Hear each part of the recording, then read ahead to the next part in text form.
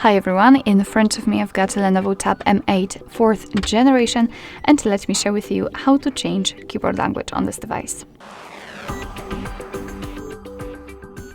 So let's start with opening the keyboard, for example in the messages, notes, browser, whatever. Just have the keyboard on the screen, like here, and all we have to do is to enter the settings which are in this upper panel.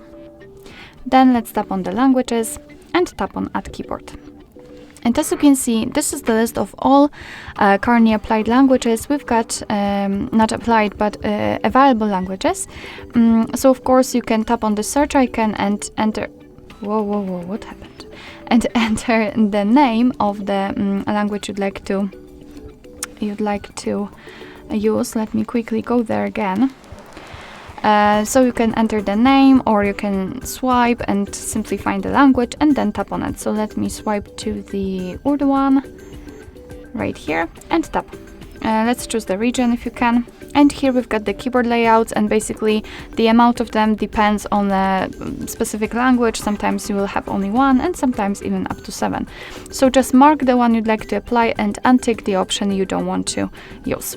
Then let's tap on Done. And as you can see in this list, we've got the Urdu language. So now we can go back. Before I'll show you how to remove the previous language, let me show you how to use the keyboard with 2 or more languages added. So after getting back to the keyboard, you can see that we've got the globe icon, which will allow us to change the language, and the spacebar is not empty. We've got the name of the language we're currently using. So here we've got English, and after tapping on the globe icon, I can easily switch to the Urdu one. So basically this is how to use the keyboard with more than one language added, and then let me show you how to remove the languages. So here in this section we'll have to tap on this edit icon and mark the language you want to remove.